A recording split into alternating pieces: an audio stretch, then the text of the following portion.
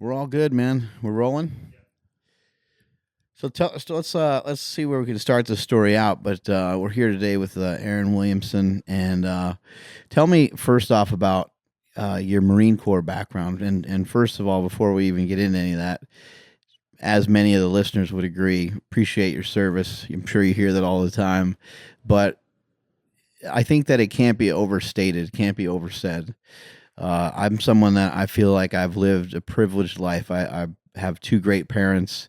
I feel like I live in a great country. I'm not the most, I'm not going to be like waving an American flag around like a maniac or anything, but I am proud of this country, and I am proud of the freedoms that I have. And I don't take those things for granted. I get to, when I was, I retired from powerlifting, but for a long time I got the opportunity to play powerlifting for like 10 years. And it's because I didn't have to worry about my house being blown up by somebody, or I didn't have to worry about terrorism, or I didn't have to worry about some of these things. And a lot of that is because of guys like yourself. So I really appreciate that. That means the world to me, because I wouldn't have been able to develop any of the stuff that I was able to develop. And I got friends, that they make some money and they do some things, and all they complain about is taxes. I'm like, hey man, if the taxes are making our lives easy like this, then I'm okay. I'm okay with that payment, So thank you.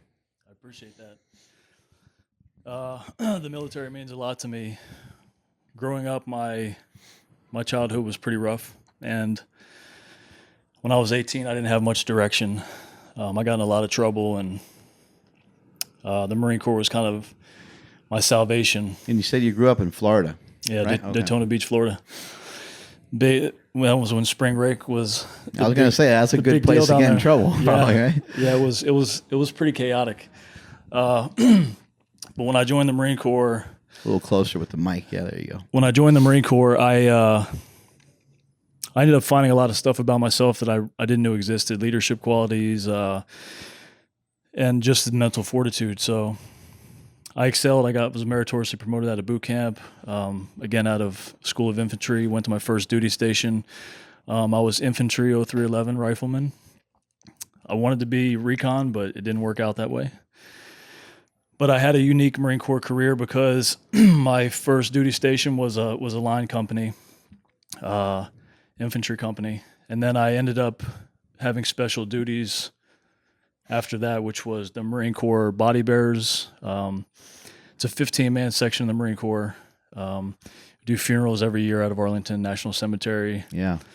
700. I visited before, and I actually went to, so when I was in Washington, D.C. with my family, as you see here, and we're here in Malibu, I always like to try to be inclusive with my family and my business, and we try to mix a little business and pleasure together sometimes.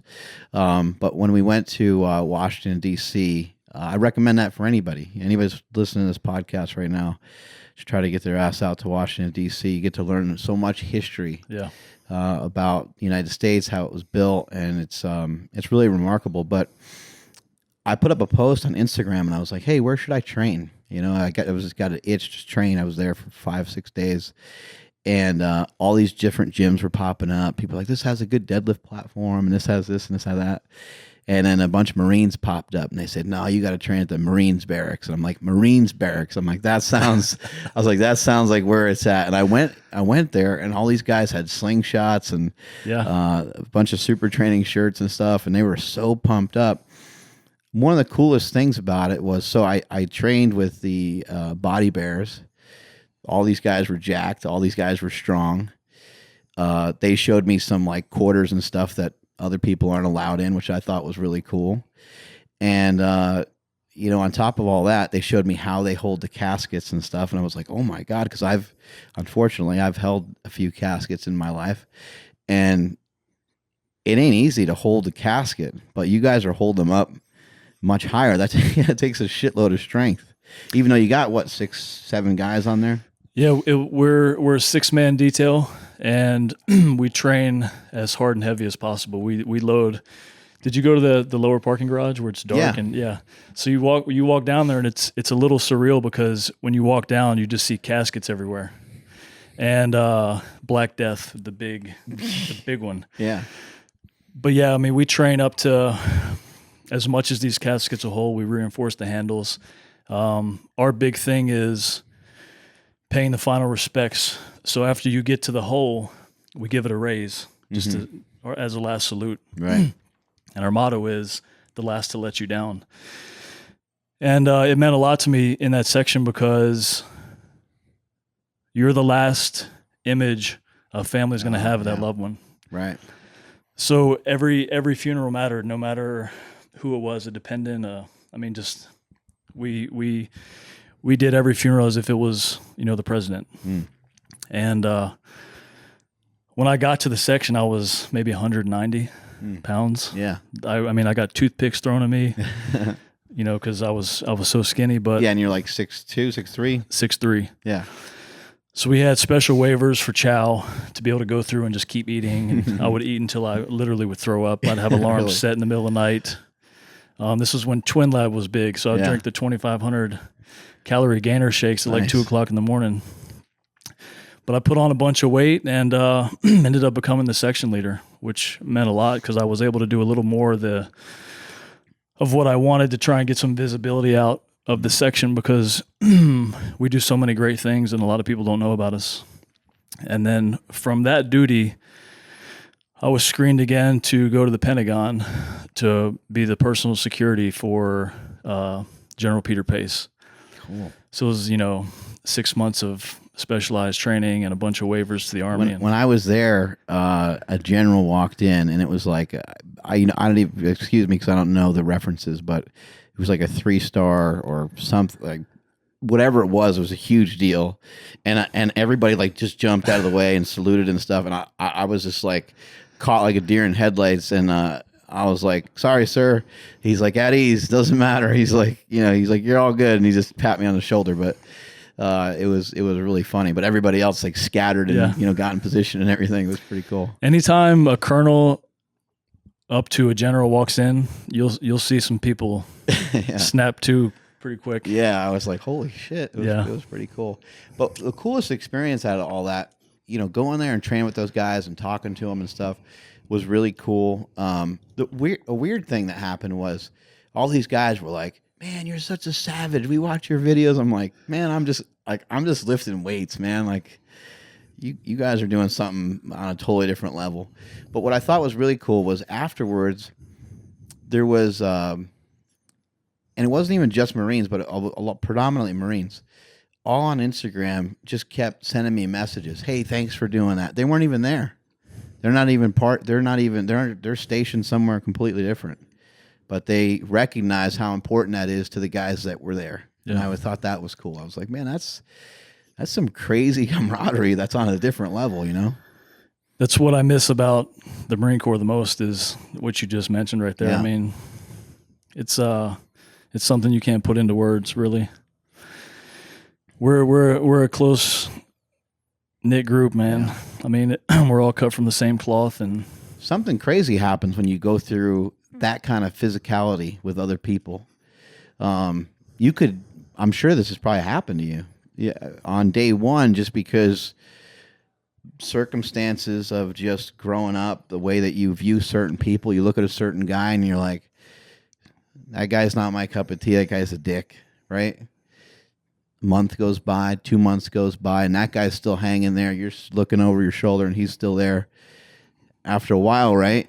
Now he's like your bud because he's able to survive and go through the same shit. And he probably hated you just as much as you hated him in the beginning, right? Oh yeah, man. There's no doubt. Changes your tone quick. Every section that I've been in the Marine Corps, there's been some of that somewhere along the lines. Right. There's this weird tension. You don't know why. Always. Yep. And then that guy's able to survive, and you're like, man, this guy's going through the same shit as I am. Maybe I should just stop being a dick. Yeah. Takes a lot of that out of you. When you were going, so you said when you were younger, you were, getting into a lot of trouble.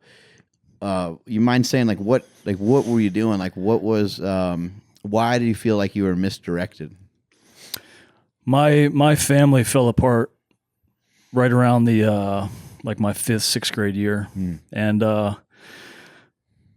in the middle school that I was going to in Florida, in Daytona Beach, it wasn't the best school. And I don't know, man, this group of guys wanted to kick my ass every day. And I mean, I just found myself stress constantly because I knew I was going to have to face that, defend myself, like try and save my money because I knew they were after my money, man. As cliche as it sounds, but I walked out of my English class one day to use the bathroom, and these guys just happened to all be right out there, and I got my ass whooped, and something snapped, and from that point on, I started fighting back. And when you fight back, you're ultimately going to end up in the wrong crowd. Right. So I did, and 7th grade, I ended up pretty heavily into some hard drugs. Right. I mean, I had overdosed. Wow, that's early. That's young. Yeah, I mean, I was in. I had to get rushed to the hospital. That's like how old my son is right now. It's kind of scary. He's 14. Yeah. My mom still keeps in touch with the paramedic who saved my life. Wow. Yeah. That's super cool. So, like, because you were, going through that hard time in school, and because you mentioned your home was kind of broken up, you probably felt like you couldn't really take that home, right? And then at 14, 15, you don't really want to chat with your parents about all these different things that are going on, right? No, and I feel like what ended up happening was I just disconnected from everything that had anything to do with authority. I didn't want to have anything to do with it, and I had no respect for it. I didn't appreciate it. I thought I knew best for me over whatever anyone else would say, right. Which is, looking back on it now, I just can't believe that's the way I was. But because the Marine Corps is so opposite of that. Yeah, and people... I've always been so scared to ever think about any sort of military things. I'm like, man, they really, not only they tell you what to do, but you have to do it or you're out. Yeah. Right? Yeah. Yeah, and that's the thing, too. When you show up to Marine Corps recruit training and you get on those yellow footprints, man, I didn't know what I was in. I didn't know what I was getting ready to experience. I mean, I kind of had an idea in my head, but... drill instructor was talking, he came flying around, and I just happened to look at him. Found out quick you don't look at anybody. Like you keep your eyes locked straight ahead, but people who know me now, they're shocked when they hear about my childhood. Right. Yeah, they can't believe that you came from that. Mm-mm. It's got to be a terrifying experience, those first couple weeks. Probably full of all kinds of nerves and adrenaline. What do you think the hardest part is? Is the hardest part is it just because it's constant? Like it's every day, and this happens at 6 a.m. and this happens at 7 and this happens at 9 and so on. Is that the main reason why some of that is so difficult, or is it just flat out the PT, the physical training? Honestly, I thought it was going to be the physical aspect of it, but it was more the mental, because you're in a platoon full of recruits trying to become Marines, and you can be the strongest person in that room, but you're really only as strong as the weakest person in there. And you're constantly reminded of that every day. So the strongest guys try and always come around to bring up the weakest guys. So it becomes this team effort. Right. But the issue is, you can call it games or you can call it whatever. To me, it's creating mental toughness, because if you have 30 seconds to get dressed, you better get dressed in 29 seconds. Yeah. Because if you don't, you're going to get undressed and you're going to do it again. It's little stuff like that. It teaches you how to move quick, how to move under pressure, and so that type of stuff right there is that's why you were like 33 minutes early today. If you're on time, you're late. Yeah. I try and be everywhere 15 minutes early, but here traffic. You can't estimate. You can never predict. LA traffic, you just have no idea. My wife and I have been trying to figure out. We're like, it'll take like an hour, and then she's like, well, it's this time, so it might take. And I'm like, let's just not even try to predict it, because we don't have any idea until you get on the road. Yep. And why are all the cars going this way? Why? Like like I said, I don't know. It's just the way it is. Cars are piled up everywhere. Yeah, the day here revolves around traffic. I train at night because of that reason. Yeah, it really does. And the traffic here in Malibu, in particular, seems to stack up a little bit later than you'd think. A lot of times, a lot of cities you see anything past 3:30, the traffic starts to get really thick. And I'm sure it depends on the day here. It could stack up at any time, but I've been noticing it's more like from 5 to like 7. It's real thick over here. But I'm like, at the same time, I'm thinking no one in LA even has a 9 to 5, so I don't know what the problem is. No. When I lived here, I never knew one person that had a regular job. It's true, man. It's interesting. And where you live in Hollywood? Yeah, I'm still trying to get That's used. That's tough to get around Hollywood and all the surrounding areas of there. Yeah, because I mean, you got the 101 2 miles away. You got 10 3 miles away, and either way, you're looking at 20, 30 minutes just to get to the highway. Yeah, it's crazy. Yeah. How long you lived in Los Angeles for? I moved out here in September of 2015. Oh, okay. So you've been here for a little bit. Yeah, a couple years. So going through the Marine Corps, or actually just tell me, why did you even choose going into the Marines? Because you were mentioning that you had some trouble with authority. Yeah, I started to do a little bit better. What I went through as a juvenile, a lot of it is, I mean, there's just so many layers of it. But my mom ended up getting custody of me again, and because I was back and forth with different people and different schools and stuff too. Yeah, my real father got custody of me, and I went out to Chattanooga and lived with him, and it didn't work out. I ended up right in the same predicament I was in Florida, and he ended up bringing me to this residential hospital, kind of a psychiatric type deal in Panama City, Florida. So I was there for a while, and you're like a teenager? Yeah. I mean, I was suicidal. I was depressed. I mean, they had put me on medication. I was pretty messed up. But my mom came and got me before they put me in a foster home, and I started to do a little bit better. And then when I really didn't have any direction as my senior year was creeping up, I started thinking about the military. And I figure, why not, in my mind, do the best, be the best. Right. So that's what I do. The hardest thing. Yeah. And pretty much that's how I live my life now. Is if it's easy, I'm pretty much not going to do it, because there's no reason to do it if it's easy. Right. And literally every single task, I try and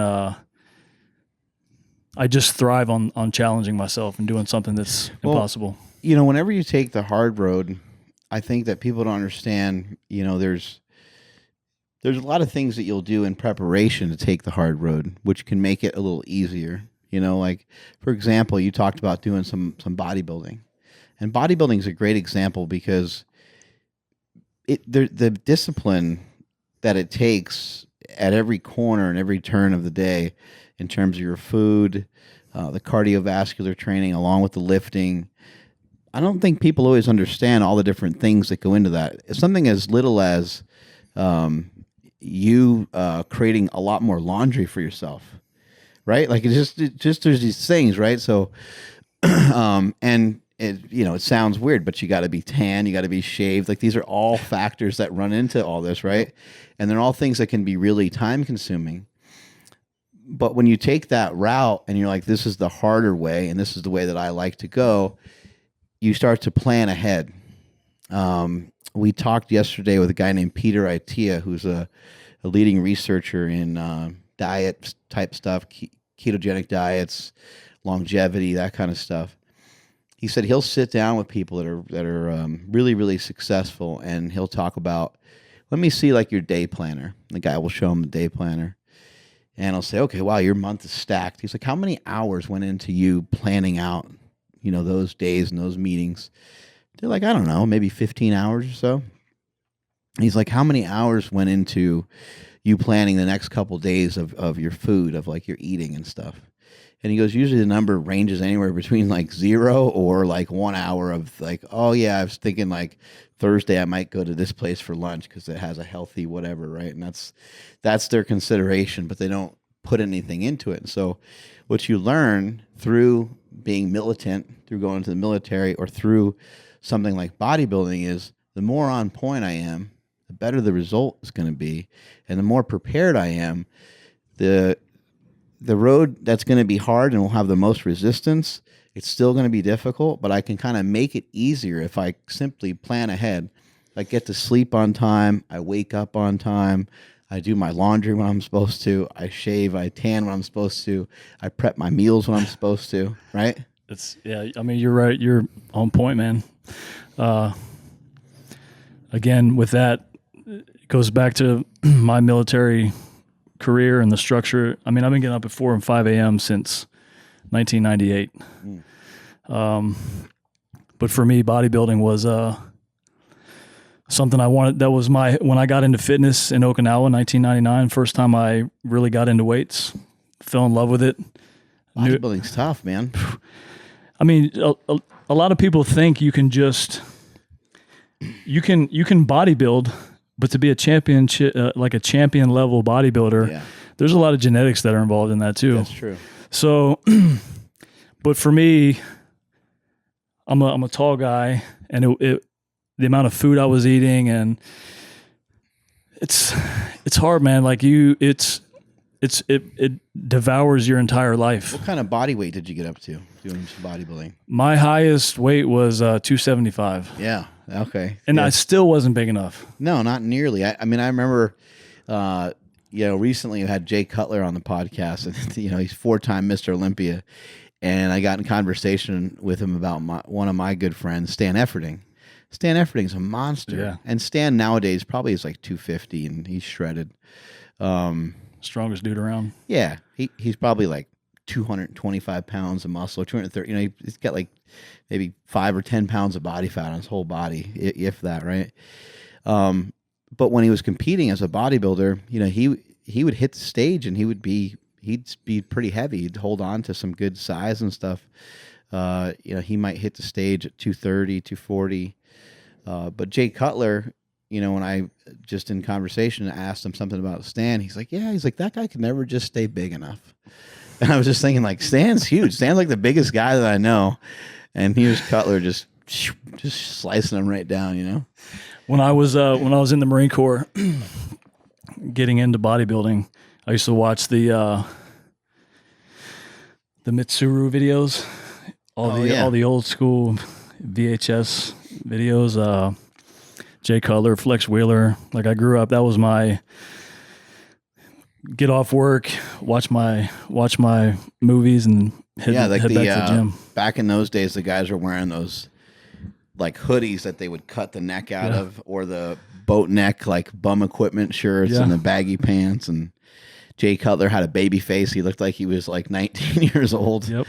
And he would eat like, I think you said on our podcast, he said he eat like 1,000 carbs a day or something. I'm like, that sounds like a fucking world record to me. It sounds like a great day. It's funny when you show that to someone who's not in it. Like that, I could watch that stuff all day long. You get someone who's not in the sport or who doesn't understand bodybuilding, like how do you sit there and watch someone eat and train? Yeah. But yeah, it's you got to be cut from that cloth to be able to do that. I'm starting to like a lot of it. I'm getting ready to do a show at the end of August, and I've been doing cardio every morning and lifting every day, and people keep asking about the cardio, like how doesn't that suck? And it's kind of nice. I listen to music or listen to something I want to listen to, and I kind of zone out. And yeah, I wish I wasn't on there for 45 minutes. Yeah. I wish it was like 20 or something. But you learn certain things though about yourself too, going through some of these things physically. What did you learn about yourself going through the military? The biggest thing I learned was I can literally do anything I set my mind to. Anything. Literally anything. Didn't matter if it was like handstand walk on the beach or fucking running with somebody on your back up a hill, right? Nope. It didn't matter what it was. Didn't matter what it was. And it wouldn't always be easy and it wouldn't always happen fast, but I would literally obsess about it and work at it so hard that I would end up doing it. It's led me to where I am now, which in a lot of the interviews I do, I talk about wanting to do something that's never been done before. I'm still trying to define that a little bit. But that's the goal for me. And the Marine Corps instilled that in me. Right. You watch, even just like some training, any military training, you watch somebody go over like a barrier, right? Like, and they grab onto a rope and they climb the rope like Broken Skull Ranch, like this thing that Stone Cold does, right? And how cool is that? There's a barrier in your way. There's something that's in your way. You feel like you can't get past it. You figure out a way to climb it and jump over the other side, and you land, and sure enough, you were able to do it. It's really amazing what you can accomplish if you believe in yourself. I mean, that's why I have a hard, for me, relating to a lot of people. I don't do it much. I'm kind of a recluse. Mm-hmm. I stay in my own world. I do my own thing. I don't pay attention to anyone else, and I just work on myself. But I mean, obviously I'm around other people quite a bit during the day with work and stuff, but you just hear so much negative talk, so much self-doubt all day long, no matter where you are. Right. And it boggles my mind because people don't really understand how powerful the mind is. I mean, It's such a complex thing. I agree. I think it's a learned thing, and it probably comes from like some of the environments that different people come from. Sometimes it's their upbringing or their starting point that they're coming from. They might see the way that somebody eats, and they might think, well, that's for them. I can't do that. That's what they say. I can't. I'm an attorney, or I'm an accountant, or I can't do that at work because I don't have a refrigerator. I can't do that at work because I don't have a microwave. Like, it's just always, let me throw out the blockade. Let me throw out what's blocking me from doing this, so I can safeguard myself, and I can just sweep things under the rug, and I don't ever have to look at them or examine them, because I'm not even going to do them because I can't do them. Yep. It's easier to say that. It's easier to be like sad. It's easier to be like mopey. Be like, I can't do it, man. Can't. Sorry. And what, in my own experience, a lot of times those are the people who end up hating you for doing what you're doing, right? Because they say they can't do it. When, it's, man. But how amazing is it when you get someone to turn the corner, and you say you could? And I think here's the biggest mistake. I think that's not talked about enough. The biggest mistake that's not talked about enough is you can do it. It's just going to look different. You can do it. It's gonna look different. If you and I are bench pressing, we're having a workout together, and somebody else joins in, and they only weigh 150 pounds, their version of what we're trying to do is going to look different than what we're doing. But they can do the exact same fucking thing. Yep. They could work just as hard. They could outwork us. They could actually kind of beat us in the workout. Everything that they do for that day could be on a level of 11 out of 10 every time, and you and I could be like more than a 9, thinking we're kicking ass. Yeah. But this person could be plugging away, set by set, rep by rep. I think that's the thing that people are not always seeing. It's like, it just, when you go to do it, it might look different. If you run 100 meters and Usain Bolt runs 100 meters, you still ran 100 meters. You still ran as fast as you possibly could. There's absolutely no difference between the two. He just ran a lot fucking faster and made it look a lot prettier. Yep. Man, I could talk about that part of it all day long. Going back to the bodybuilders for a second, there was a funeral we did that the bottom of the casket was solid marble. Damn. And the handles were reinforced. And the bearers were always who the fuck made this casket? Yeah. Well, damn.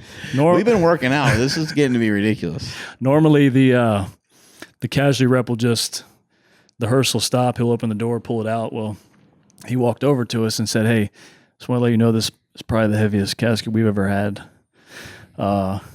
And it took 2 reps to pull it out. Mind you, it's still on rollers. Yeah. And it took 2 people to pull it out.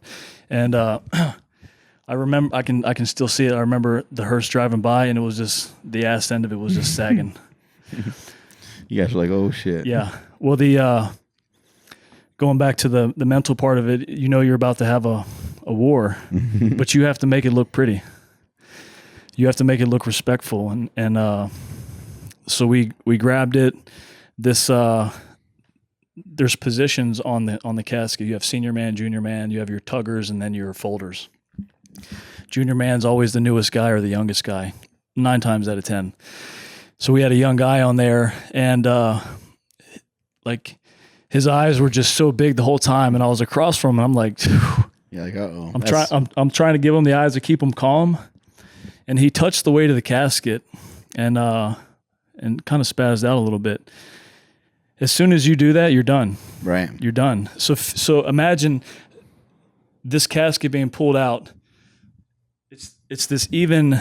You have to hold it evenly, because if it goes this way or this way, someone's going to get more of the weight. Yeah, you can stumble. Yeah. So he yanked it towards him this way, and I felt something pop in my neck. Oh, shit.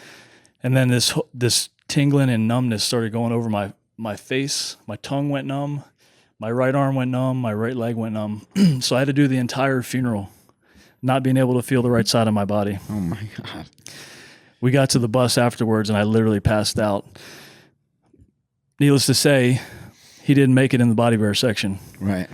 But he could have, if he could have just kind of been a little stronger up here. If he would have played it out a little differently in his head. Yeah, but I don't know where I was going with that. It was a cool story to share, but yeah, no, we were just talking about the mindset. Like if you believe in yourself, you can get it done, and that's a great example of somebody that just, the moment came and he got a little scared, and didn't work out great for him, right? Yeah, and I still deal with that injury to this day. I mean, it's got my body still. How heavy? Obviously the weight of the person, I assume matters, but typically when you're pulling a casket out, the weight of the casket and the person in it, you're looking at around, a good guesstimate is between 300 to 400 pounds. Mm-hmm.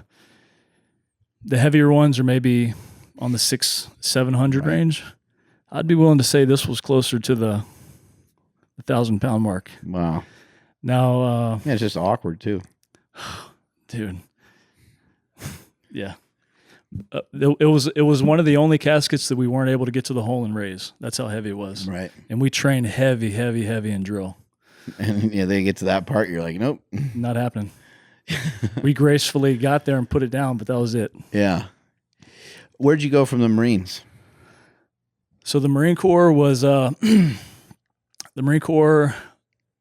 As much as I wanted to stay in, I saw my goals becoming bigger than what I could do in the Marine Corps, bound to a contract and deployments and things. So I ended up getting out, and I went back overseas and did contract work. What I did over there was a part of the war you never hear about, because it's all identity management. Identity management being biometrics, fingerprints, iris scans, and things like that. So contract work. I was just thinking that you're like a contracted killer, like sniper. Well, it was very tempting to go. It was very tempting to go work for DynCorp or Triple Canopy or Blackwater at the time, because a lot of money. Most of them are former military. It'd be easy to fit right in. And I was coming from a personal security background, so it was easy. But I was trying to think of the long-term technology, biometrics, and identity management. So I was thinking more of that rather than just the immediate money. Right. So we got over there, and my first program was base access. So there was a big bombing in Mosul at one of the dining facilities, the chow halls. Suicide bomber came in, blew the chow hall up, killed a bunch of soldiers. Shit. So SecDef said we need to figure this out. So we came up with this base access program. Anyone who was not coalition who wanted access would have to enroll in a biometrically, basically would get a biometrically enabled credential. So anytime you access the base, you put your fingerprint on, you confirm who you are. Right. And it just slowly grew. And there's forensics teams all over Iraq lifting latent fingerprints from bombs. And anyway, so that was my life for the next 4 years. And I started working directly with the Iraqis on their central repository for biometric data. And that was a whole nother beast on its own, because I was one of just a couple of Americans in charge of a lot of Iraqis in a very dangerous part of Baghdad. Shit. Sounds crazy. Yeah, it's crazy. What was the transition from there? The transition from there was, I think I want to try and stay alive, so I'm going to go back to the States. And it's when I moved to New Orleans. And there was a contract position with Marine Forces North. It's the component command for U.S. Northcom. Just happened to be in New Orleans, so I took that leap of faith, went there, didn't work out. Things went like the funding was pulled. It ended up being put back in place, but a little bit too late. So I went there to do that job, didn't work, lost everything I had, was living out of my car. It was Shit. It was a fucking rough time, man. From a mental perspective, it's got to be tough, you know. Before the podcast started, Andrew and I were talking a little bit about Rambo, you know, and he talks about how he can't even get a job parking cars. Meanwhile, he's, you know, in charge of all these people, and he knows how to, you know, fucking drive a tank. He knows how to command people. He knows all these different weapons. That's got to be a hard thing to deal with. You learn all these skills and all these trades that are so important to the military, and they're so important to your day-to-day. And then you get out, and you're like just trying to figure out, how do I make some dough? But like, you know, going to work at like a Starbucks or something, while you could do it, it just seems like too weird of a next step, right? Yeah. There's no way I could have come back and went to a normal job. I mean, I was literally ready to just say the hell with it all. Because, I mean, I struggled for about a year, burned through all the money I had. Mental health side of things, just, yeah. Horrible, man, not sleeping. Because, I mean, I was in Iraq for 4 years, literally 4 years straight. I might have had a couple weeks off, 2-3 weeks off a year where I was home. But even then, when I was home, I really wasn't home. Yeah. And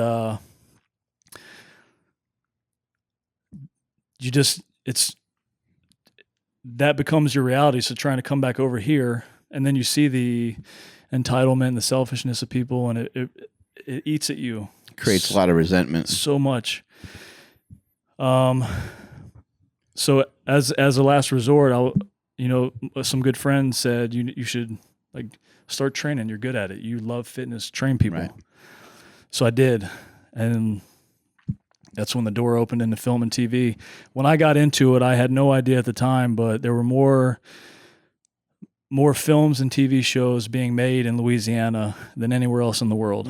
So it goes back to what I say is it's a destiny thing for me. Right. People want to know how I got into it, and I just ended up there when I was supposed to be there, and I'm on the path that I'm supposed to be on right now. Do you think you ended up with like PTSD? Like, you know, you just saw too many weird things and just...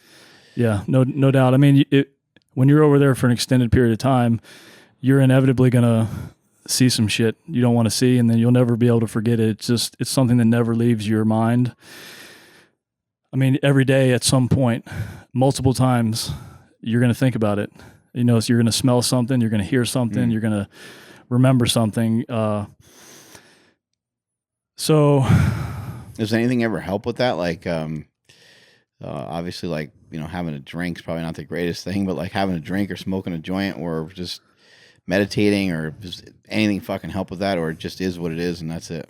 Or therapy, anything? I mean, everyone's different. For me, the gym was my biggest. Oh, okay. The gym was my biggest one. And then later on down the line, I would get into acting, which was a therapy that I would have never expected. That still is incredible therapy. Oh, maybe because it allowed you to act as somebody else. Yeah, you can take these emotions that are just completely locked up somewhere. Yeah, that's cool. And then you get a character that you have to audition for. You're like, I'm not even me anymore. You're not even you. And you can just lose yourself in it, right? And just stir these things up and end up having the best performance. That's cool. Yeah. And then, you know, you had some success with acting. You've gotten into some pretty good roles. Talk about that a little bit. I mean, so I'm still building right now. They're relatively small, but probably one of the funnest ones I had was the refugee Terminator on Terminator Genisys. Awesome. I mean, I die when the credits are still going at the beginning, but yeah, it was, you know, it was still a good time.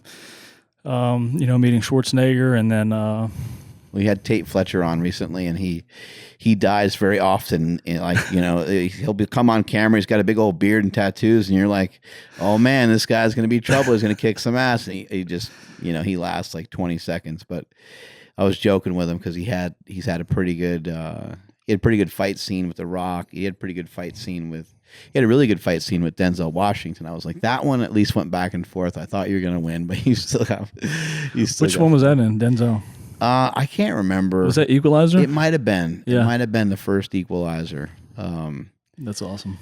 But yeah, he's been in some stuff. And then my wife and I watched an HBO special that was about I'm losing it. Waco. Oh yeah. Yeah, that Waco series that was on, and Tate Fletcher was on the entire season. And I texted him after every show, and I'm like, dude, you didn't die. Like, I'm so proud of you. What's going on here? He's Equalizer too. And he's like, yeah, man. He's like, I made it the whole season. He's like, no one expected that. That's when you know you made a big step in your career. That's right. Yeah. When they don't kill you off in the first 20 seconds. Yep. What's that been like? Getting on these sets and seeing some of these, some of these lifetime heroes. It's interesting because sometimes the people who you would think are more than what they are, they're really not, and then vice versa. Right.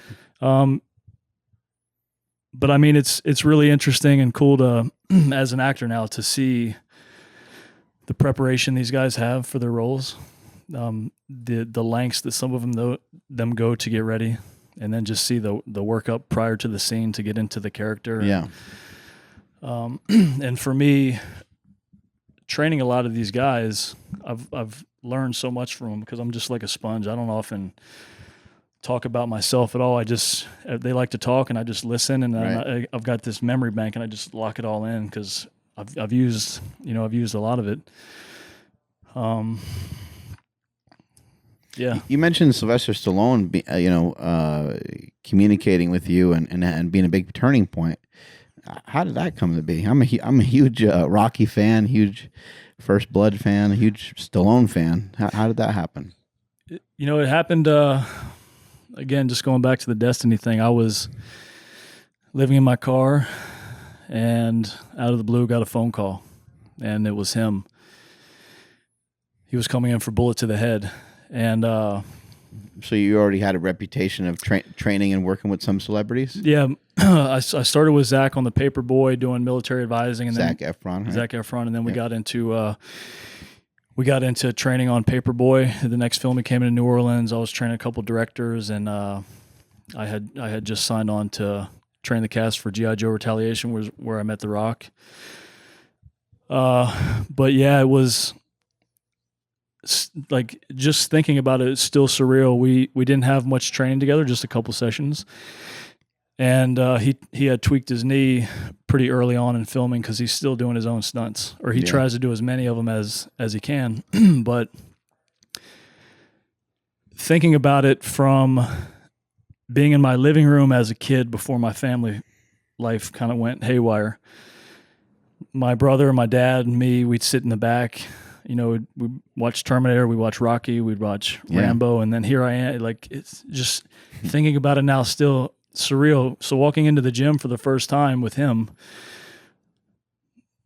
it didn't really compute for a minute. And I never get starstruck, never. But you're looking at someone who you've seen your whole life on TV, and then he's trained with some of the best people in the world.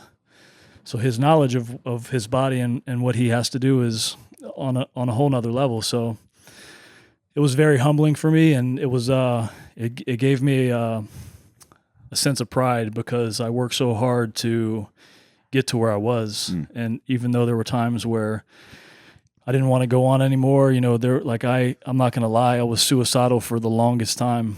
Because you just go from these prestigious duties to losing everything, and then you have to redefine yourself and figure out what you're doing. And in film and TV, as a trainer, that's exactly what you are. You're the trainer. Yeah. That's it. No one gives a shit about what you did before. Right. Yeah, it's you're pushing the reset button, and it's you got rent to pay, and you got and your code of honor, or you being disciplined, or it really doesn't stack up to anything until you repeatedly do it for a long period of time, and then it may or may not work out from a financial standpoint. Yep. Like, just being dedicated doesn't really always put money in the bank. Nope. I mean, even to this day, I'm still not where I want to be. I'm not even close. Right. But I've just been unwilling to compromise who I am. And it makes, when that's the case, it makes your journey a lot harder, because a lot of people will give in to those temptations and do things that will compromise their values and who they are. There's been times where I've gotten a little bit off track, but I've pulled myself back very quickly because it just didn't feel right. Have you lived in different parts of Los Angeles, or have you mainly been just Hollywood? When I first moved out here, I was in Encino for a while. And then I was in Encino for about 8 months, and then I moved over to the West Hollywood side. Have you been over to the Gold's Gym that's here, the Gold's Venice? My home. Oh, I've seen you in there before. When I saw you today, I was going to say you look incredible. Thank you. From the Appreciate last time I saw you. Awesome. Thank you. But I drive up there at night, usually around 8 or 9. Yeah. So I beat the traffic. I get in there. It's a lot more quiet, which is my vibe. I like to. LA is insane, man. It seems like a different town when there's not that traffic. Yeah. I'm waking up at like 2:30 in the morning to make sure that I eat to get to the gym at like 4 or whatever the hell it is when Mike O'Hearn trains. Mike. And that's been a really fun experience. But there's absolutely no traffic. There's nobody anywhere. And then even when I'm done with the training session, after I lifted for 2 hours and did cardio, it now might be like 7:30. And even on the way back, there's still nobody around. And I'm like, man, if I lived in this town, this is the way I'd have to do it. Yeah. I did used to live here, for 10 years, but I didn't know the cheat code of just getting your ass out of bed, early, or, like you said, training a little bit later. But training later for me has always been tough because I feel like it kind of riles me back up. And then it's, 11, 12 o'clock, and I don't want to go to bed. 2:30 is early, man. I thought I was getting up early at 4. It is. It's excessive, and it's not recommended. It's something that like it'll shift your whole life, and it's something that Mike, when he talks about it, he first of all will share with people. Look, I don't do this every day. It's not every single day, but sometimes it's the majority of the days. It might be 3, 4, or 5 times a week. But in addition to that, he has a lifestyle to where he can just go home from the gym and sleep. Yeah. And I sometimes have that luxury and sometimes I don't. But yeah, for him, it's like that's what he's doing. He's putting everything. I'm learning a lot from him, really. I'm learning a lot from him. It sounds a little counterintuitive, but I think for most people, the more time they put into themselves, the better off they're going to be. I agree with that. Take care of yourself, and do it a lot. Like everything from fucking whacking off to eating good to whatever. Like, make sure you're happy. Make sure you're feeling good. And make sure that just all your needs are met, because those things, they kind of eat at you. If you're like, man, like I just wasn't that good with my diet today, or if I just wasn't that good with my like we're such meatheads that it will just pull on you. Yeah. And then the next day the same thing happens, and the next day the same thing happens. You're like, man, I'm just not doing what I wanted to do. Fuck. It gets to be frustrating, right? So much. And I deal with that a lot too, because I deal with it a lot because right now I'm traveling a lot. Yeah. And so when you're traveling, it makes it really hard, because you never know what your schedule is going to be when you end up where you're ending up, and what your accommodations are going to be. But I thrive on routine so much. So the fitness part of my life for me is really the only thing that I'm able to keep structured and manage for the most part each day. I know when I'm going to train, because I make time to train at some point during the day based on my schedule, but I'm not even getting a lot of sleep. I definitely need more, because I get up early and I go to bed late. I'm not getting home until 11. Yeah. I got some friends that, they execute really well in business and stuff, and they'll kind of say like, oh, when someone's doing really well in business because they'll like get fat or they'll get out of shape. And I understand what they mean by that, but I think it's so cool when you are able to figure out how to do both. Yeah. How to get in, like, how do you get in both? And then somebody's just kind of looking at you, sure, I'll take another cold brew coffee. Why not? Somebody's just kind of looking at you like, just trying to figure out how you did shit. And that's something that I really like. Like with this bodybuilding show. Are you competing? I'm competing at the end of August. And I want to get in shape to where it's not like, oh, like, he did pretty good. Yeah. I want people to go, holy fuck, like Yeah. how did he do that? Like, I know that I'm not going to look like, the greatest bodybuilder of all time. I understand that. I'm not going to jump into a sport and like whoop up on everybody. Like that's not the goal.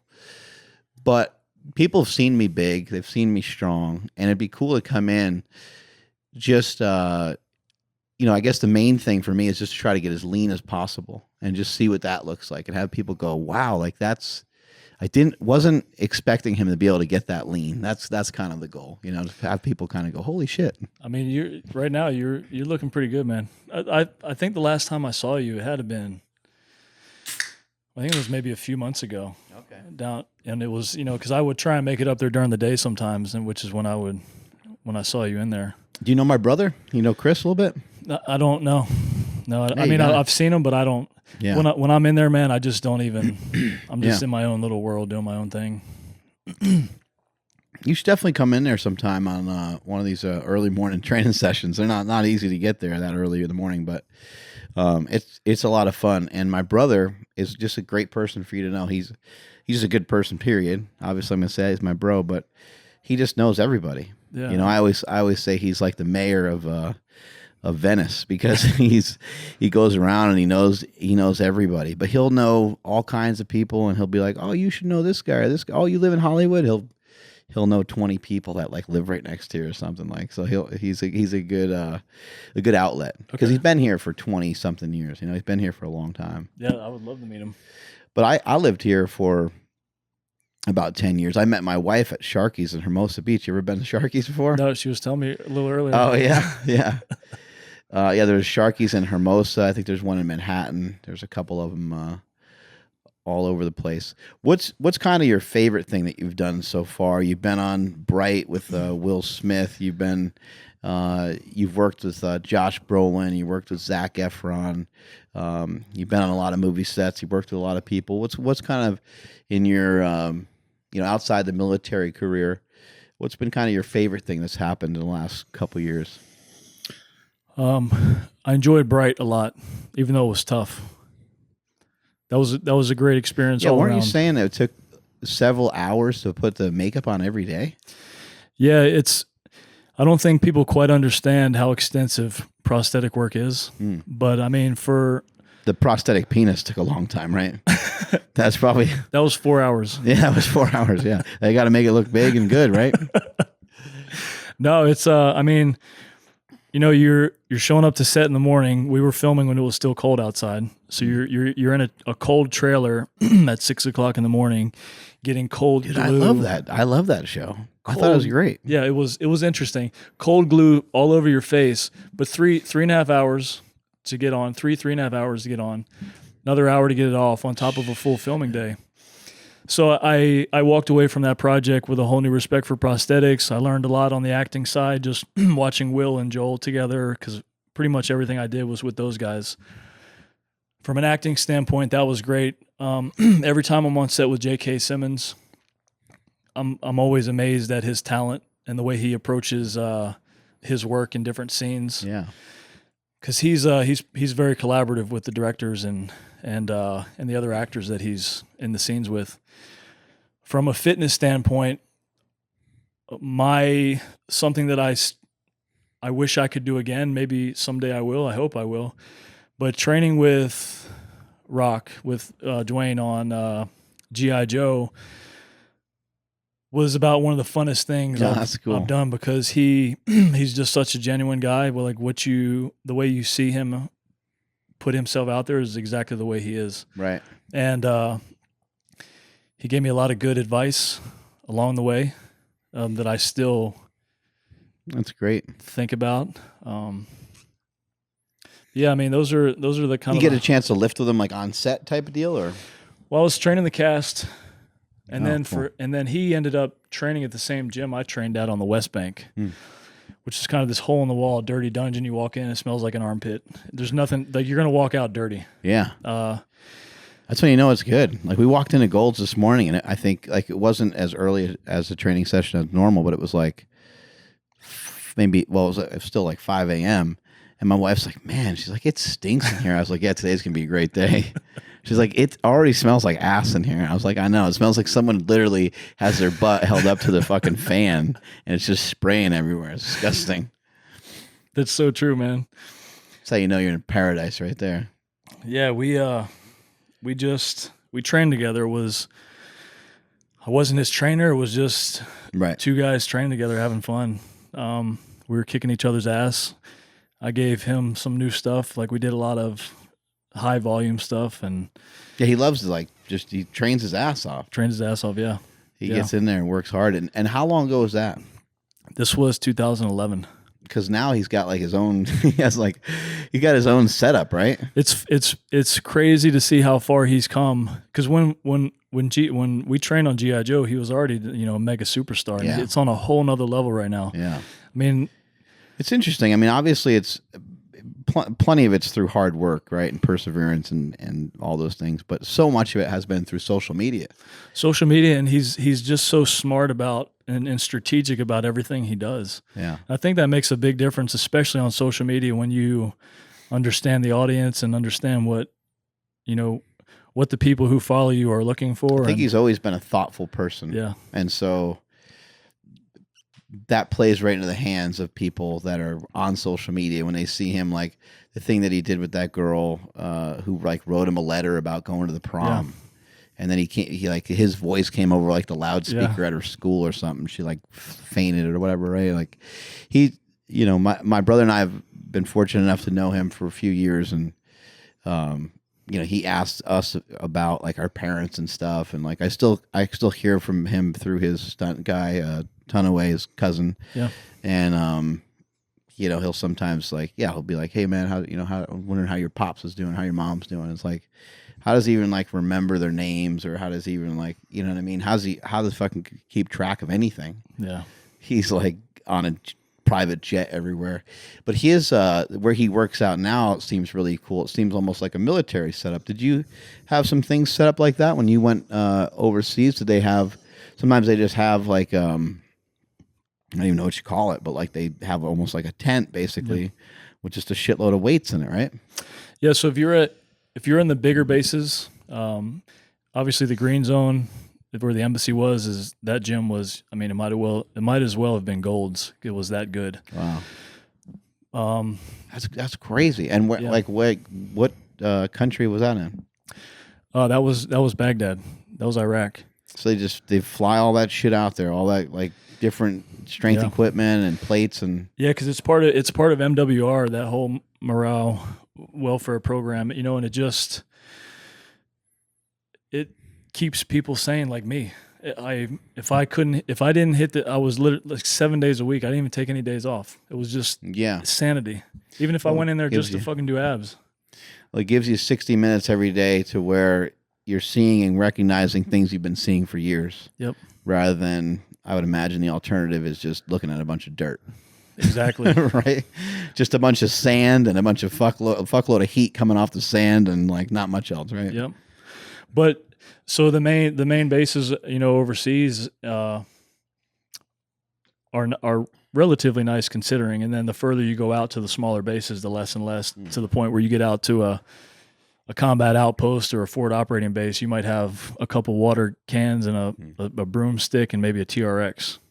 Yeah. So it gets a little austere. And in the States here, at the bases, the gyms are amazing. Like you go to Camp Lejeune or you go to any of the big military bases, and the ceilings are just like you'd think you're in an embassy somewhere.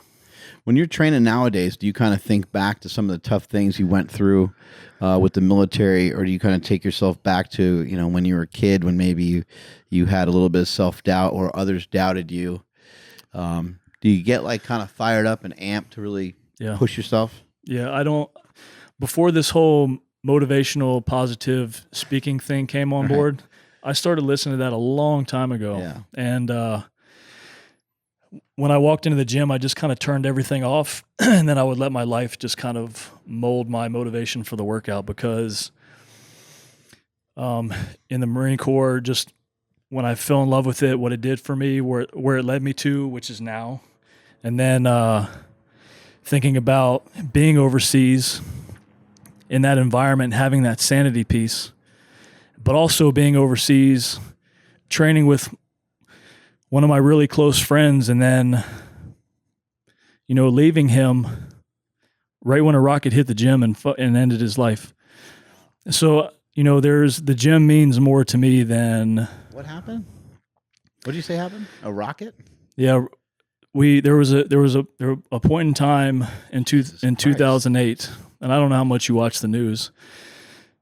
I try not to watch it ever. In 2008, the green Full of bad information. Yeah, it's horrible. Yeah. But in 2008, they were covering. I mean, obviously, when the war was going on in Iraq, it was 24/7. But the green zone was being rocketed every day for about a month and a half. It was like destroying the green zone.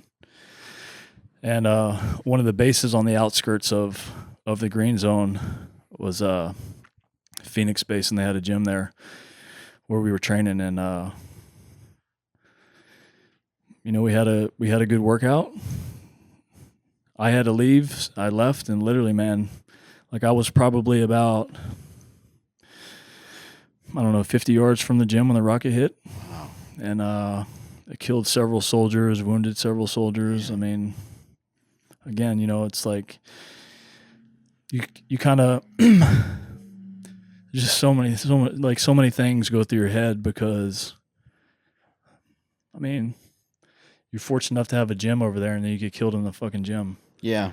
Trying to do something good for yourself. You're trying to relax, have some good times with some buddies, get some hard training in, make yourself stronger for your job, right? And yeah, that shit happens. Yeah, I mean, you Crazy. You get out of the shit to come back in to try and, but I mean, it just goes back to show when you're in a place like that, you're really never completely safe. Right. You can't, in indirect fire, when a rocket's coming in, you don't know where it's going to hit. But yeah, so in that thing, when I go into the gym to work out, my motivation is just, it's full bore, everything in my life, man. Right. Just be grateful for the time that you got here, right? Yep. I got to take a small pee break. I'll be right back. Yeah.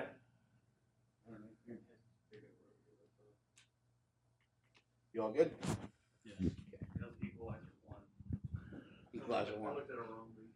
Oh, yeah. Yeah, because Equalizer 2 hasn't come out yet. Yeah, that's what it was. Yeah, that's why I was like, man, Equalizer 2. Yeah, I saw some previews for Equalizer 2 recently. We're rolling. We're all good? Yeah. Back from the pee break. All right, yeah, so, yeah, you were mentioning a crazy story. I have a friend that was in the Army, and he was overseas, and he's a power lifter. And now nowadays he's a bodybuilder, but he was one of the greatest powerlifters of his time in around that 2008 time or so. But he said that like he'd hear shit going down, and like he'd hear like bombs going off and like all kinds of crazy shit, and he'd still be in there working out. Yeah. I'm like, oh my God. And he's like, yeah, man. He's like, I just, had to finish my shit. And, you got certain times to do certain things. And that's the way it was. I was like, what, really? So there's this alert, this alarm. It detects incoming fire, indirect fire. And you have around 5 seconds to take cover when you hear this alarm. So you have bunkers everywhere. And there's a few of them right outside the gym, and the music's blaring in the gym, and then you hear that alarm go off, and it's like, do you stop your set to go get into the bunker, or do you keep going? I'd say half went out, half stayed in. But yeah, I mean, it was during that period, it was common, man, because that's when it was coming from Solder City, and it was pretty gnarly. Does anything that happens now, you mentioned like smells and different things like trigger these things in your brain, like helicopter or plane flying over, like does it give you like anxiety or anything like that? Kind of trigger some of the sounds and stuff you may have heard? Or is it more random than that? You know what? I mean, I'm pretty good to this day. I mean, every now and then, probably one of the biggest things that always really gets me, and it makes my heart feel like it just stopped, is when you hear the fucking dumpsters just being dropped. You know what I'm talking about? When they dump it and then they just fucking drop it. Mm-hmm. I mean, it's it's just a loud fucking noise that maybe triggers a response from. Yeah, I mean, it doesn't do anything crazy, but things that are that loud and direct, right? You kind of, you take that boom. You're like, wait, what was? Okay, yeah, like it was just a dumpster. It wasn't. You take it, yeah, to take a beat. But I mean, for the most part, I did a movie. This Brad Pitt movie comes out January of next year. It's called Ad Astra, and we shot the big moon sequence out in Dumont Dunes, out in Death Valley, and it was the middle of the summer last year, and I'm telling you, between the heat, the dust, and then smelling all the generators and the fuel, I mean, it literally smelled like I was in Baghdad. Shit. Yeah, I mean, it was a very eerie feeling, because in the times that I was just sitting there waiting for to go on to the next thing, and the dust is blowing and you're smelling the fuel. It stuff like that can bring you back a little bit, or make you have some memories come to light. Right. So how many bodybuilding shows have you done? You've done a handful, right? I did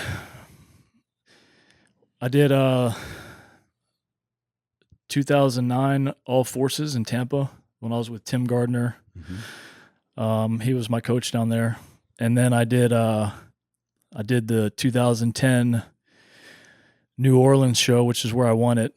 And then I started my goal, and going through the situation I was in, having nothing, living out of my car, the whole nine. I said, I'm going to win this show, and I'm going to promote myself as Mr. New Orleans, because no one had done that since early 2000s, late 90s. So I won the show, came up runner-up for the Greater Gulf that year. Next year, I won the super heavyweights for the Greater Gulf States. And then at that point right there, that was my last show, because I was getting more involved in film and TV, and I was just too big. Right. So, and it was either either 240, 250 on stage, some of that. My last show, I ended up being 235 on stage. Yeah, that's big. Like pretty. I mean, you could barely even pinch skin. I mean, yeah. That was the best show. I mean, I completely dialed that in. Can't even take growth hormone being that lean. It was good, man. And I miss competing so much. I still feel like a meathead bodybuilder. Yeah. I mean, it's never going to leave me. But I had to think more about the future of what I wanted to do. So you think you'll utilize that discipline, anytime soon, just to get leaned out for a photo shoot, or maybe do a show just for fun? It's kind of hard to do stuff for fun after you did it so extreme, but I mean, as soon as I can get my career to a point where I can start getting roles and for shows or films, that's going to be the ultimate for me, because that, again, I just thrive off all that. I just thrive off hard work, and I want to do that hard stuff. Some of these guys get in really good shape. Josh Brolin looked really good for his last couple movies, and he's been on fire. I think some of these people are, and you see it at the gym too. You see it at Gold's. There's guys in there that are 40, 50, 60, 70. Robbie Robinson. Yeah. Speaking of Robbie, and still in there getting after it. January of 2013, January 1st, New Year's Day, January 13th, 7 a.m. I met Mike and Robbie at the gym at Gold's. We just had a kick-ass training session. Oh, that's great. Yeah. So training with Robbie, training with Mike, such a great experience. Robbie Robinson, we were doing some chest, we were doing some hammer strength bench press, and we were using like 2 plates, and then we got another plate on there, and like I knew not to say this to him, but I was just trying to like mess with him, and I was like, "Want me to take a plate off?" And he just stared at me, but like he stared at me the whole time. Like as soon as I said it, he looked at me and then he sat down like this and he stared at me and he like did his set. He just staring at me the whole time, and then he like just let the thing go and he got up with the plate on. Yeah, he left it on. Yeah, he was just like fuck you, like, you know. But that's that mindset, you know, that we talked about earlier. You can't have doubt, and it wasn't like it was, you know, super easy for him. He knew he was going to push himself a little bit, but at the same time, he knew like that would be a good challenge for him. That's what he should do. A lot of times, the things that you can't do are the things that you need to force yourself to do, right? Yep. As soon as you get that resistance flowing in, you know, you were mentioning the how you have that, you know, in the military, you have that radar of like detecting shit that's coming in. When something bad comes in, that's a good thing to note in your brain and say, I'm gonna fucking fight against that shit. Yeah, something bad's coming in, you know, and you gotta figure out how to process it. How do you cope with it? What do you do with that information? That's the best. I mean, that's some of the best stuff right there. Just being able to do that and find that, like, just dig into that mental fortitude. Those coping skills are important. I think that's why so many people suffer from, you know, anxiety and depression. And, you know, there's obviously brain chemistry plays into it too. I'm not going to ever understate or underestimate how somebody's born, how somebody's built, or their environmental circumstances growing up. You know, if you're abused growing up, like I don't have information for you that can help you because I never had that. You know what I mean? Like, I can't speak on that perspective because I didn't come from that.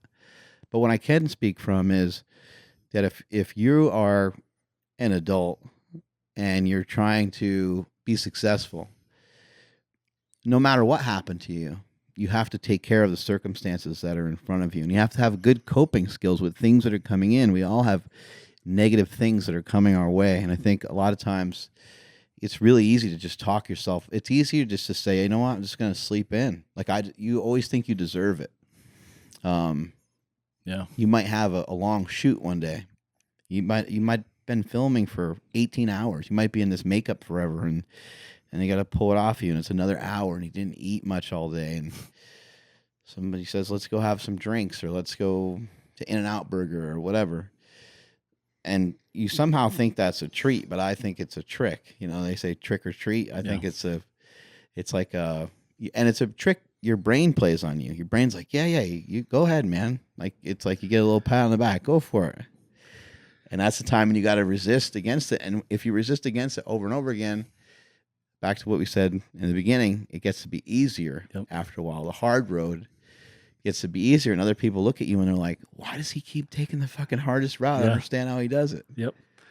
But because, I mean, what you just said, literally, you can, if you really want something bad enough, you can justify whatever in your head. Right. There's total justification. Oh, I can, like you just said, I can sleep in. I can go eat In-N-Out, or I've been good for 6 days. This can be, you know, I can have an extra cheat meal, or with my, not all my clients, but there's a few of them where I'm just like, why don't you call me when you're really ready to do this? You know what I mean? It's a great thing to say to people, because then they're like, no, I'm ready right now. Yeah. And you're like, no, you're really not. You're not. You're not. Did you see so J.K. Simmons and I, he's one of my really close friends out here. He's 63 now. He would say he would make sure that I add the half. I don't know why, but he's 63 and a half. And we just did season 2 of Counterpart. A couple of years ago, we had a photo that went viral in Gold's Gym, North Hollywood, of him curling on the arm blaster. People freaked out. They thought he was getting ready for Justice League. And really, it was just a personal goal he had set to get in the best shape he could get into. Yeah.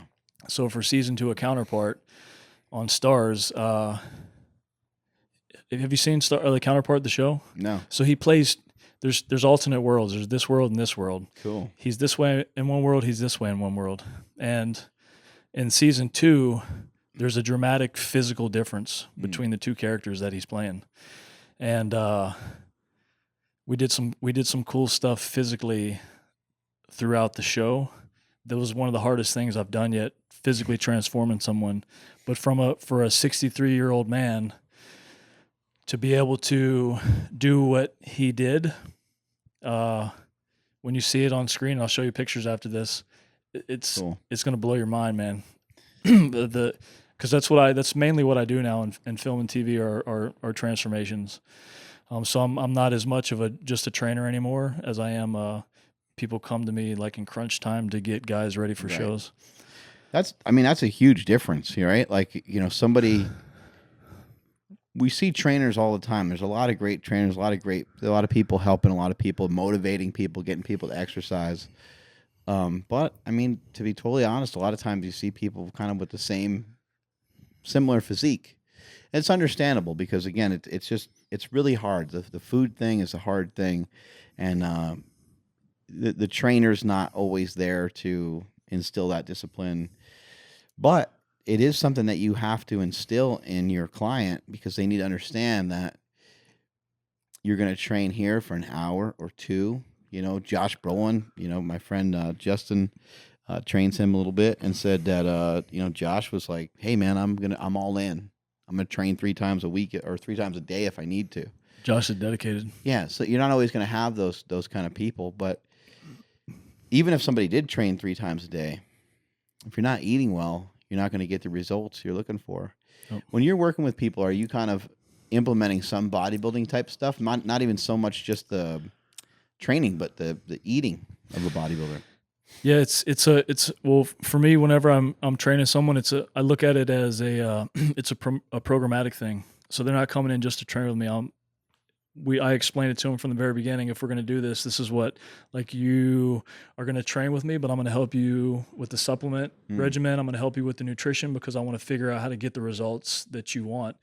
Because if you come in and train with me, I can't guarantee the results you want unless you're eating right.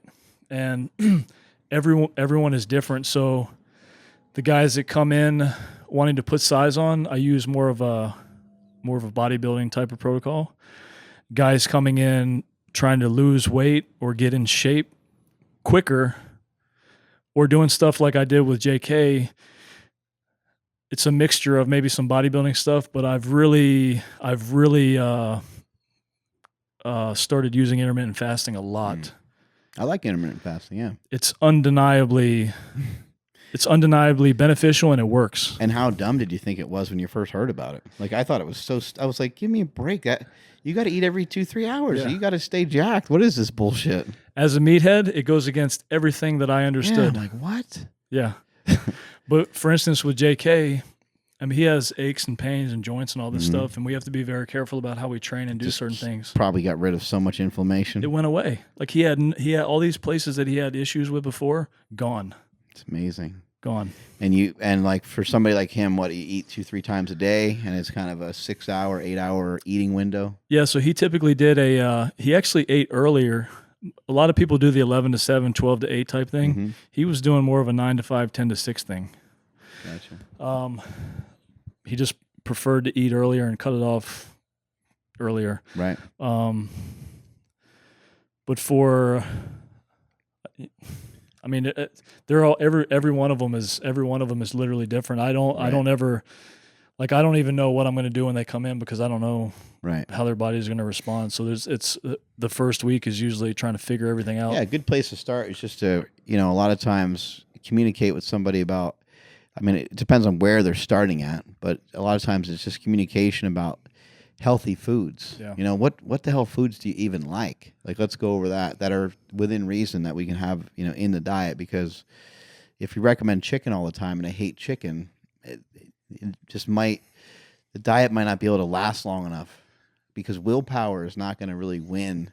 Yep. Unless it's a hardened individual that has done that sort of thing before. Somebody who's got experience with that, they're like, yeah, I can eat the chicken. I don't really care. But it's always good to kind of go over like, okay, first week or two, we got to kind of experiment. We got to kind of see what's happening. Yep. Eat 100 or 200 carbs a day, eat your body weight in grams of protein, and eat about half that in fat, and let's see what the week looks like. Yeah. Try to follow that and eat 6 times a day. I mean, I feel like it's the best way to figure someone's body out because I see too many people automatically think they know what this person needs before they even really know the person. and then the results Right. don't happen. And I've dealt with it because I get clients who come to me saying, I was training with so-and-so and it didn't work. Well, people are confused, and I think that sometimes their trainer doesn't even communicate with them exactly what it is they're doing and why. Yep. I think that ends up being a big problem because, you know, somebody might be on like a keto diet and they might be all excited about it, but then they tell you that they want to get like bigger and stronger, and you're like, Yeah. well, not that you can't do that on a keto diet, but it'd be really hard. Really It hard. just doesn't make any sense to utilize that strategy for that, or maybe even intermittent fasting for somebody for a kid who's 18 that wants to put size on for football. It's just not. You can use intermittent fasting, and we just talked about it. It works great. It works great for all aspects of dieting, but in that sense, it doesn't make sense. So the scenario and what somebody's trying to do really matters. Yeah. And the other thing too is something recent that I've got into more. I worked with Josh Brolin on Old Boy, and we used it, and I've been messing around with it since. But food sensitivity testing, because a lot of times people eat so much bad food, meaning it's impossible to eat all organic all the time. But if you can eat organic as much as possible, it's going to make a big difference. Even if you don't taste it or see the difference, it's down to what's in it, the pesticides and all the bullshit. Because when you eat it and it sits in your body, it can create these sensitivities, which creates inflammation. And it's like I get people who come in, they're like, I'm eating so healthy, you know, I don't cheat, and I'm bloated and I'm full. We bring them in, do the food sensitivity test, identify what they're not supposed to be eating. 9 times out of 10, it's everything they're eating is what they're not supposed to be eating. Put them all in the green category. They drop 10 pounds. All the inflammation flushes right off. Well, it's amazing when you discover things like that. But in short, like a really simple thing for people to try to keep in mind is the lesser the ingredients of the products that you're eating, probably the better. Yeah.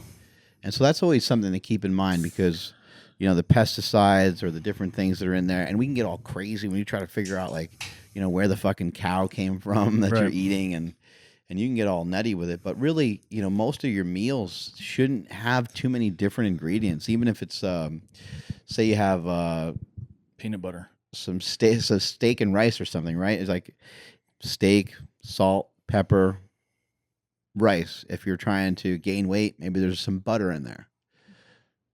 But there's not a ton of different seasoning. There's no barbecue sauce. There's no ketchup. There's no, peanut butter, cashew butter, any of these nut butters and stuff. In my opinion, they shouldn't have. I know that people they try to skirt around it because they want like snacks and stuff. But I really don't. I think the less the sugar alcohols and less these things. Look, man, if you eat a lot of them, they're gonna make you really gassy. Yeah. Gas is a really good indicator that like what you're eating is not working. Now, sometimes it might take an adjustment period because somebody might have said, hey, man, you need to eat more vegetables. And that might take a minute. So you might have to like build up towards something. Or if you just came to me and said, hey, for your bodybuilding show, you need to have 350 grams of protein a day. Well, if I just go from having 100 to having 350, then I'm going to be farting all day, right? Yep. But it's just these little things that I think sometimes people aren't thinking about. But just try to cut the food ingredients down. And that's a really good place to start for most people. Rather than thinking so much about a diet and being this like crazy caloric restriction. Yeah. I like your recommendation of, go organic and try to make sure that when you look at something, that it doesn't have 15 different things in it. Yeah. Like you look at peanut butter, peanuts.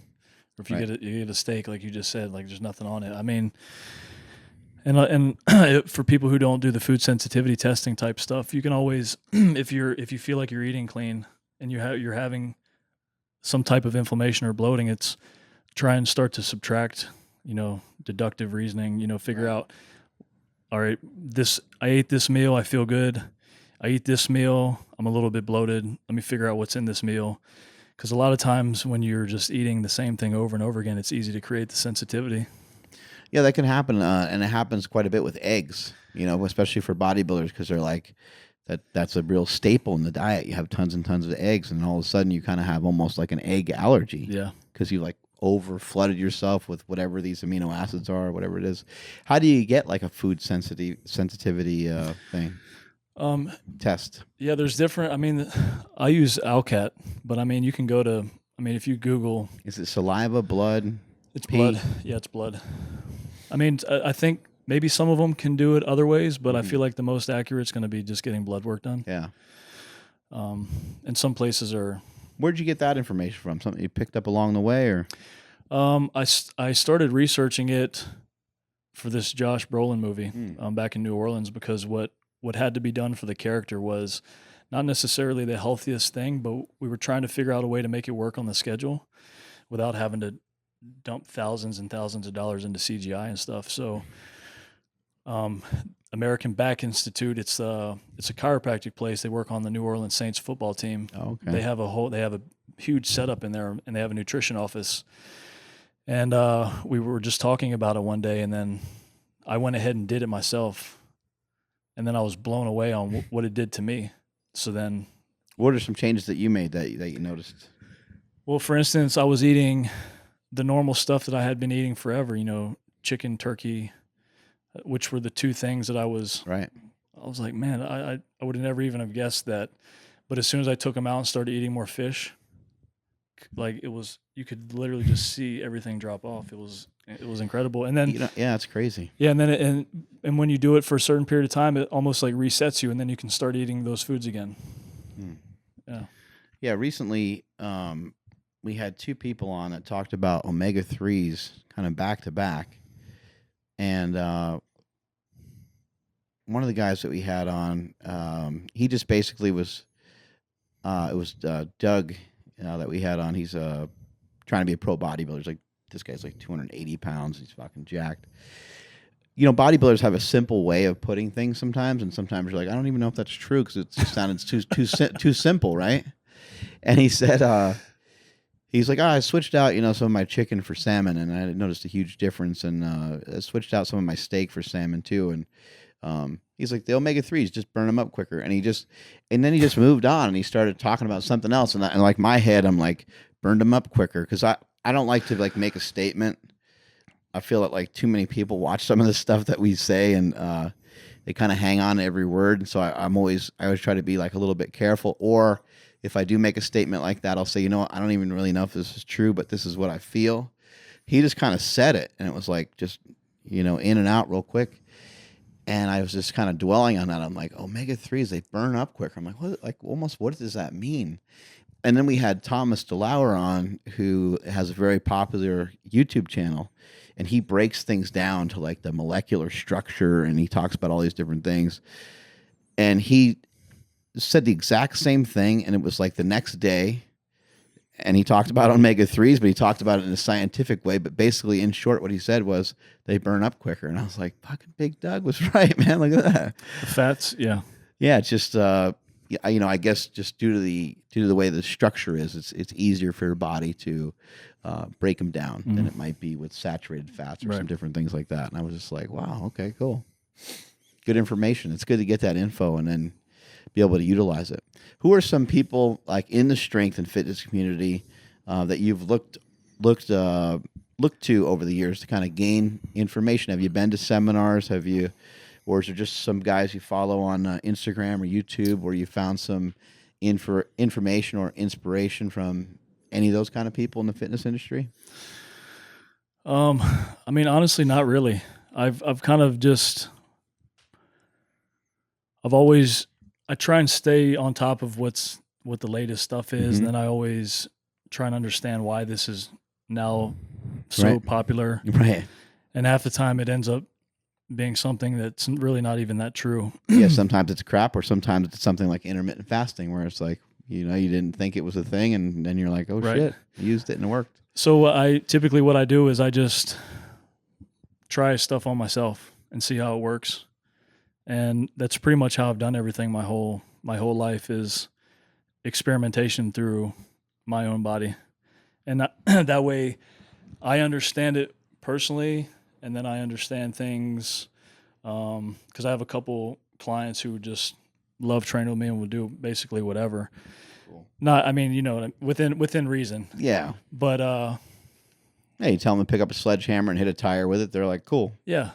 Sure. But for one of the biggest things for me though that I've I've just hung on to is nothing beats good old free weight training.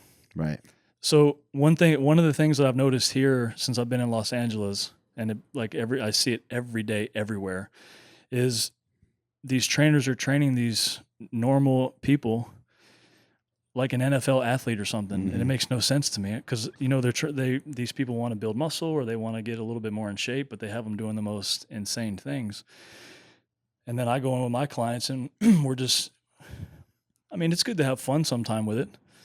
No, I believe in what you're saying and totally understand. And I think that when you go into the gym, there's not that many different things that you can really work on. And if you work on too many different things, then you end up with nothing really. You know, if you're hopping around like a bunny rabbit, going back and forth between a bunch of exercises, then that's not going to give you time to elicit the right response. It's not sending your body the right message. Right. Normally, when you're in the gym, you're sending a message to your body of we're going to stimulate some of these muscles. We're going to create some damage to some of these muscles. We're also not going to overdo it. We're going to try to find an optimal range to work within. We're going to pick 2 to 4 exercises per that body part. We're going to give it some good rigorous work, but we're not going to overload it with too much weight. We're going to keep good form, keep good tension on the muscle. And we're in here very specifically to try to gain more muscle, try to stimulate the muscle so that it sends a message. Your body's sending a message to your muscles that we're going to induce some change. We want you to grow. The only other thing that you can really work on other than growth in that fashion is strength. Maybe like a little bit of endurance, but you can't really, I don't want to say can't because there's things that certainly do happen, but you're not really in there to like burn body fat. Right. You're not really in there to, if you are in there to burn calories, such as you're on a piece of cardio equipment, you basically, a lot of the research shows that you're basically burning calories for that moment. I know there's research that shows that you might be burning calories throughout the day, but just for purposes of the point I'm trying to make is, let's just hypothetically say that you burned 500 calories from being on the Stairmaster, right? You might potentially throughout the day, because of the response that you gave your body from that, you might burn off a little bit more throughout the day, but predominantly it came from the actual movement itself. When you weight train and you send a message to your body that we're going to build our arms up more, we're going to create this damage, and then you eat properly, and you do that over the course of several weeks, your body builds more muscle. You hold on to that muscle, and your body then starts to do the work for you while you're not even at the gym. And that's a really cool thing for people to have. And that's how, when you start to see somebody make these little changes, it's like they make these little tiny changes and they start going whoop. Yep. And you're like, oh man, that guy's off to the races. And it's because of that, because their metabolism is starting to race. They're starting to really burn a lot of calories. Now, even the very act of the cardio that they do, because they changed the body composition that they have. Maybe they were 14% body fat, and now they're 10. They're burning more calories. They're not burning 500 calories anymore. They might be burning 525 calories, Yep. which over time is going to start to make a really drastic difference. So I agree 100%. I see people, they're in the gym, they're a little too confused on what it is they're doing. Yeah, because when they leave, my goal as a trainer. By the way, that was excellent what you just said. My goal as a trainer I've been doing this a long time. I know. I don't want to. I'm not trying to keep clients for life. I mean, when they come in, I want to help them change their life. They can stay with me for a month or two, look completely different, understand what they're supposed to do, and then take it on their own. Whereas, I feel like that's not the case with a lot of people, because when the clients leave or try and do something on their own, they don't really know what to do, because they've done so many different things that nothing makes sense. And then comes into the play of the internet. When you try and go figure it out, then you're even more confused before you started. I saw something really cool today. Do you know who Tito Raymond is? Yeah. Yeah. He's just an awesome guy, and I'm excited. We're going to get a chance to interview him in a couple of days too. It's been a long time friend of mine. The guy's just a savage. You know, he really is. The guy gets after it all the time. but he has like a standard. He has got a particular standard. I watched him. He's always annihilating people in there. He's always kicking the shit out of people.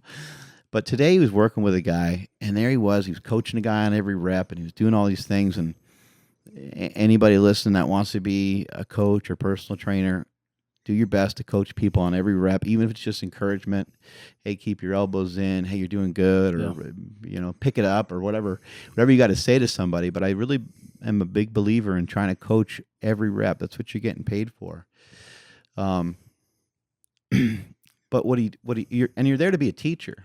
You're there to be you're there to be an inspiration to those people. You don't have to. Everybody has got their own version of that.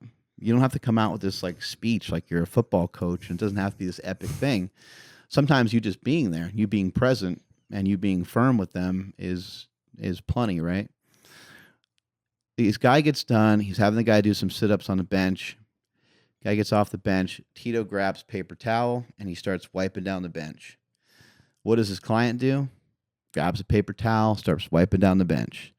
Tito grabs a couple dumbbells because they were using a bunch of dumbbells. They were supersetting some stuff. Tito grabs a couple dumbbells, puts the dumbbells away. His client grabs a couple dumbbells, puts the dumbbells away. That's the guy you want to train with. Because that guy's teaching that person life lessons on how they're going to get better. If he just keeps handing them those weights over and over again, hey, here you go. Here's how you get better. Oh, here's your protein shake. Oh, here's your meal. What did you learn? You didn't learn shit. You didn't learn anything. This guy's learning the value of keeping the gym clean, keeping the gym in order, when no one gives a fuck about that gym. Yep. That Gold's Gym, like that thing, that's some sacred hollow ground over there. And people just, they don't give a fuck. Yep. Like if you even try to charge someone to go in there, and people get all upset because people are kind of used to getting hooked up. I was even commenting today, somebody's like, oh, you should, get in the posing room because you got to work on your posing. And I was like, well, I'll sign up for it, And they're like, oh, you don't need to sign that. I said, I need to do it the right way. Like they have a sign up sheet. I'm going to go sign the sign up sheet. They're not like charging me to use the posing room. And it's just those little things, though, those little details that some other people are missing. Yeah. And it's a respect thing. I mean, right. It really is. Unfortunately for me, I feel like on the Hollywood side, it's a little bit different on this side because there's an expectation that I have to pick my own weights up. Like, seriously? Right. So it's a little bit, I know exactly what you mean. But it may depend on the client sometimes. Yeah. You got a 75-year-old woman who's like, there's a time and place for everything, but really you want it. Like a 75-year-old woman doesn't need to be taught life lessons. Yeah. Sure knows what the fuck's going on, right? But for the most part, I mean, this was a 20-year-old like athlete. Yep. And that guy, he can't be, you know what I mean? Like these professional athletes will get so pampered sometimes. And it's like, that's not training. Like, what the fuck are you doing? Jumping over some hurdles or whatever? It's like, that's fucking stupid. You're already good at that. Why aren't you squatting? Why aren't you doing something that you fucking suck at? Yep. It's just not fun. Try to find something that's like a real struggle. When somebody comes in and they want to work with you, what does that look like? Like what does day one look like? You kind of sit down, have a conversation about, their goals and what it is you guys are going to do together before the training starts and before some of this changes with the diet start. Yeah, normally what I do is I'll try and meet them somewhere for a coffee or something, or maybe we'll come in and meet a little earlier at the gym to sit down and kind of discuss the game plan. But it's really understanding their lifestyle. Are they on their feet all day? Are they behind a desk all day? Is there a person that you would like to resemble or look like to get a good idea of at least understanding? Yeah, you want to go from here to this, and then understanding what injuries they have. Their understanding of nutrition is a big point for me because I'll ask them what healthy foods do you like? What healthy foods do you not like? Because I want to help make your diet based around the things that you'll most likely eat. And then 9 times out of 10, that's crucial right there. I mean, you said a lot in that one sentence. Yeah, because a lot of times people really think they understand nutrition, and I'm like, "What'd you have for breakfast?" And they say they had a banana, which is a banana's a good start. but you want to have a little bit of protein with it. You want to have Right. balance of the macros. You want to understand the structure of a meal, because the better you can understand the structure of a meal, the better set for success you're going to be. So that's kind of the biggest thing we talk about getting started. What kind of training they've done in the past, what kind of training they like. And then when we get into the actual session, it's more of the first day or two is still, it's taking them through a workout, but I'm assessing where they're at so that I can plan the subsequent training from there. Yeah. And I know exactly where you're at. I know Right. exactly what I need to do. So that's kind of how the setup is with me. I like the way that sounds because, yeah, I mean, you have to have a plan of attack. You Yeah. can't just like, all right, we're just, you need to understand the person's goals, what it is they want to do. You mentioned the injuries. What are some things you do? You know, somebody's got, you know, a really bad shoulder or something. Do you kind of research therapy and stuff like that, or are you kind of the guy that kind of just works around it? Depending on the severity of the injury or the trouble, my what I want to do is figure out how to strengthen it. And then sometimes it's not always. Sometimes I had a client who he was trying to work through it. I'm like, I think you need to go get that looked at, and he had a torn rotator cuff. Right. So obviously you have to get that fixed. Sometimes it's legitimate. Sometimes it's like bone on bone, Yeah. and crazy shit going on. Yeah. Right. And a lot of people will try and work through it, and that's where you have to understand the difference between muscle pain and injury pain. Yeah. Because I mean, if you're trying to work through injury pain, then it's going to get even worse.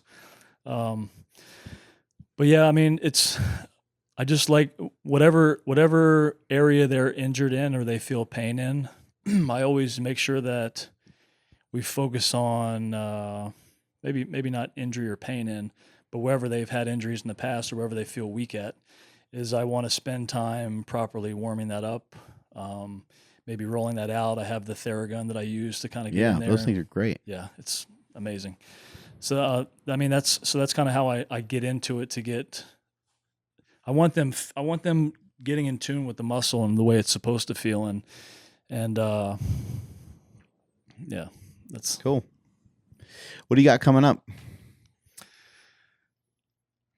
Working on any movies right now, or right now I'm kind of in the middle of things. I'm working for a magazine in Toronto. I fly out on Sunday, actually. cool? Doing some fitness stuff up there. We're filming fitness content. We're in discussions with some different brands, Awesome. Apple being one of them, which is a big one. There's two projects coming up later this year that I've signed letters of intent for that I'm excited about. Very cool. But right now I'm just training. Just training your face off and working with people and Yeah, trying to get people in shape. that's it. You have a website? You've got a place where people can find you? Website is aaronwilliamson.net. I'm most active on my social media on Instagram, Aaron V. Williamson, and then A.V. Williamson on Twitter. And then you sent over that YouTube video. Do you have a YouTube channel? I do, but I'm still learning it. You still work.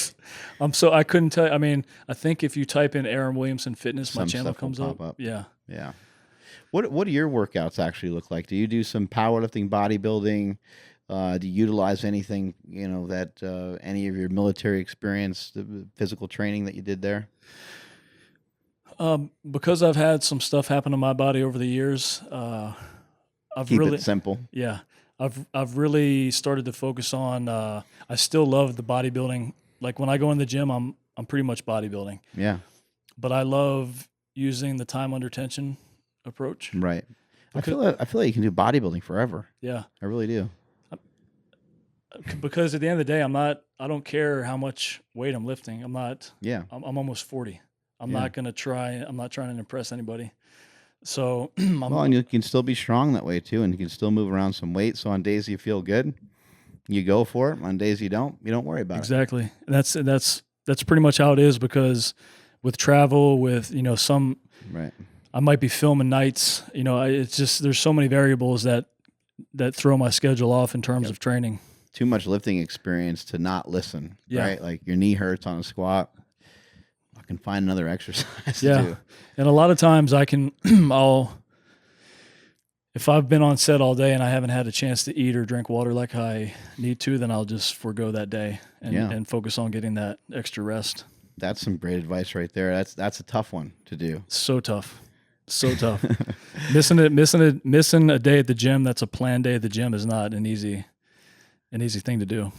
I forget who we had. Somebody recently said that going to the gym is not the discipline. Not going to the gym is the discipline. It might have been Jay Cutler. Yeah, because I mean, it can be an addiction. You can literally be addicted to it. Just fucking take a day off. Yeah. I'm not about to do that anytime soon. Are you what kind of split are you on? Training? You know what? It's been kind of a standard bodybuilding split where it's like spread out over 5 or 6 days basically, and so the actual day doesn't matter, but specific body parts going to keep getting rotated in. And what happens is it'll get moved around a little bit. Like we killed our legs this week. We did a quad training session one day and a hamstring training session like 2-3 days later. And that left kind of both sides because, you know, you're going to kind of run into the other body part one way or the other. We did like these walking lunges, you know, at the end of our hamstring day. And that we did just a 10-minute lunge with no body or no weight, just our body weight. And that left our quads really sore. So we were supposed to train legs today. And so instead we trained some biceps and triceps. But yeah, it basically just rotates around.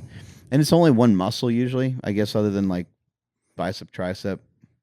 It's normally just like one muscle group. So it's like shoulders, arms, chest, back, quads, hammies. And it just kind of keeps rotating around. But yeah, so far so good. I got to keep working on the posing just because like that's just a weird thing. I've never even really been to a bodybuilding show before. So like I barely know what the hell is going on. They're like quarter turn. I'm like, what? Like, I barely know what that means. So what's the show you're doing? It's in Sacramento. It's at the end of August. I keep forgetting if I'm not in the actual bodybuilding. I'm in like classic physique or something like that. Yeah. I mean, it's still bodybuilding. Yeah. It's just I guess not as many poses, but there's like 7 or 8 of them, which that'll be a little easier to master. And then they're like asking me, you got what kind of music you got and stuff. I'm like, I need music. I'm like, I don't know what's going on. I'll figure it out. That's the fun part.